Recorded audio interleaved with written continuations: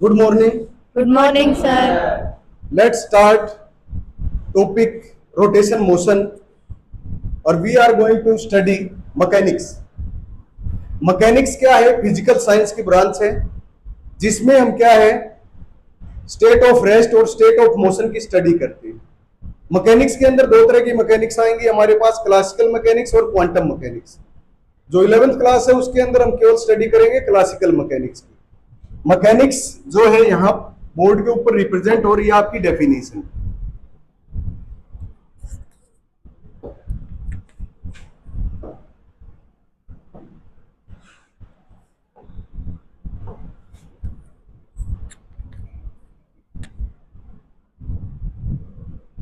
ये मैकेनिक्स के अंदर राइट किया गया है, फिजिकल साइंस है और ब्रांच जो है किसकी है? फिजिकल साइंस की। इसमें हम स्टडी किसकी करते हैं? रेस्ट और मोशन।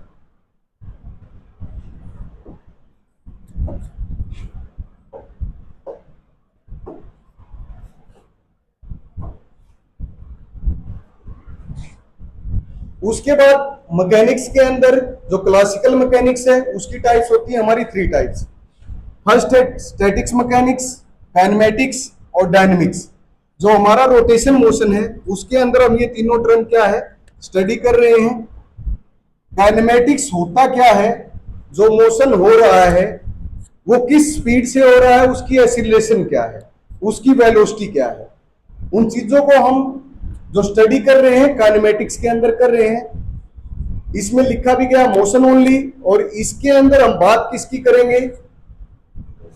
स्पीड, वेलोसिटी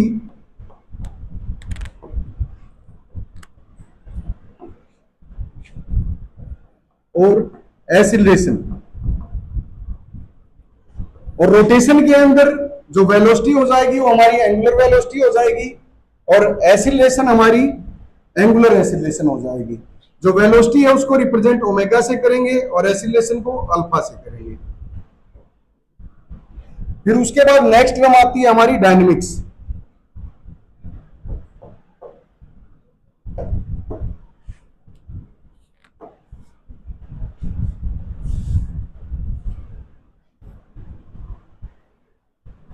डायनेमिक्स क्या होता है? वो रीजन या वो फैक्टर जिसकी वजह से मोशन क्या है हो रहा है। तो इसके अंदर हम इंक्लूड करते हैं फोर्स को। किसको इंक्लूड करेंगे? फोर्स को या टॉर्क को। ये हम स्टडी किस में करेंगे? डायनेमिक्स में। और काइनेमेटिक्स के अंदर हम किसकी स्टडी करेंगे? Velocity, speed, acceleration. दोनों बताते मोशन के बारे में ही है, बट ये मोशन हो रहा है किस स्पीड से हो रहा है, किस वेलोसिटी से हो रहा है, उसकी एक्सीलरेशन क्या है। बट ये हुआ किसकी वजह से है, उस रीजन पर जो फैक्टर लग रहा है वो एप्लीकेबल क्या हो गया? फोर्स। तो फोर्स जो हो गया आपका डायनेमिक और बाकी टर्म आपकी क्या होगी? काइनेमेटिक्स। जो आज का टॉपिक है हमारा वो है काइनेमेटिक्स मोशन अबाउट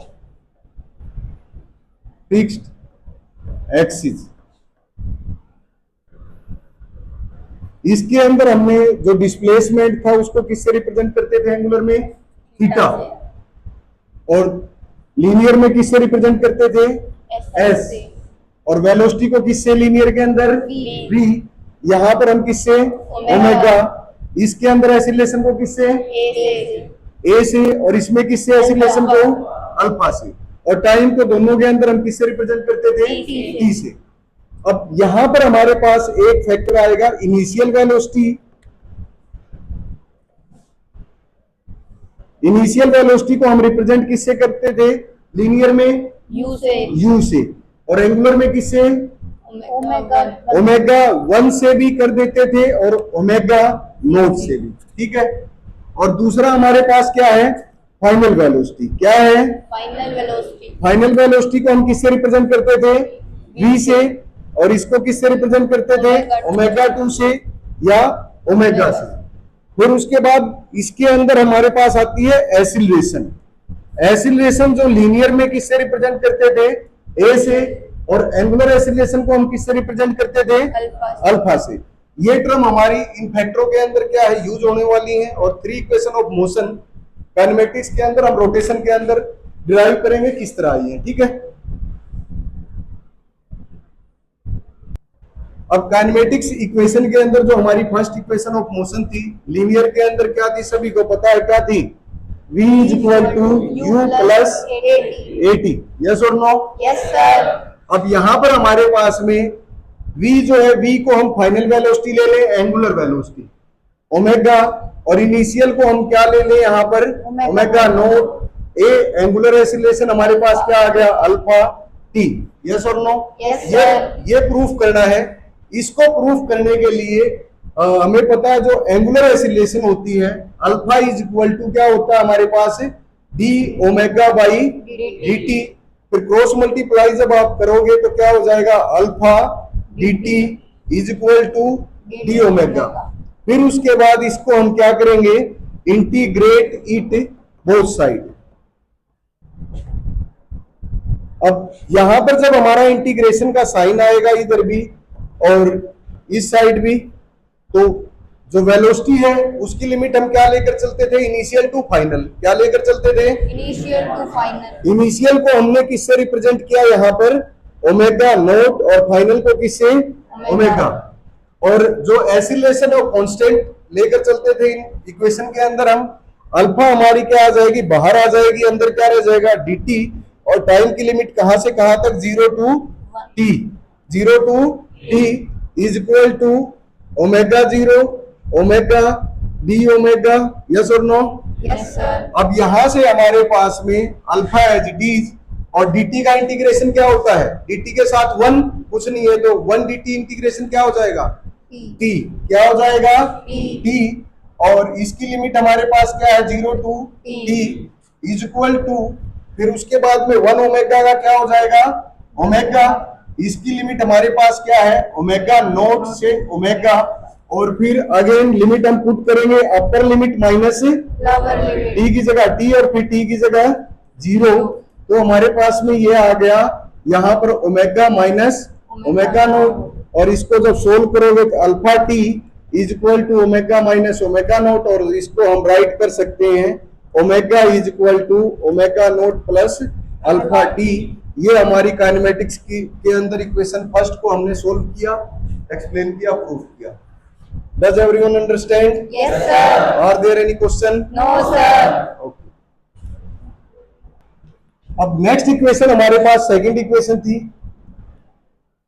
लीनियर के अंदर, क्या थी हमारी, s is equal to U T plus half A T square, yes और नो?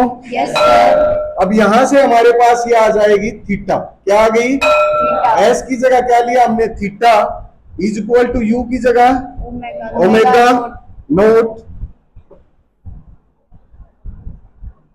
प्लस में 1/2, और क्या लिया, अल्फा, और यहां पर क्या ले लिया, टी स्क्वायर। अब इस इक्वेशन को सोल्व करने के लिए हमें क्या लेना पड़ेगा, यहाँ पर कौन सी इक्वेशन लेकर चलेंगे, ओमेगा लेकर चलेंगे। क्या लेकर चलेंगे, omega is equal to D theta by dt. dt, yes और no? Yes, sir. Cross multiply करेंगे, omega dt is equal to D theta, और वी नो डेट ओमेगा की जो हमने अभी वैल्यू निकाली थी, omega is equal to omega naught plus में अल्फा टी। ये हमारी किस इक्वेशन से आई थी, फ्रॉम इक्वेशन फर्स्ट। तो यहाँ पर इसकी वैल्यू जब हम पुट करेंगे, omega naught plus alpha T, और साथ में हमारा क्या है इसके बाहर D T is equal to D theta. अब यहां से हमारे पास में ये है और इसके साथ भी D T, omega naught D T plus alpha T D T is equal to D theta. अब इसको हम क्या करें, इंटीग्रेट इट बोथ साइड। जब हम इसको इंटीग्रेट करेंगे तो हमारे पास इधर से integration sine omega d T plus में integration alpha T D t, और इधर भी इंटीग्रेशन डी थीटा। क्या आ गया, इंटीग्रेशन डी थीटा।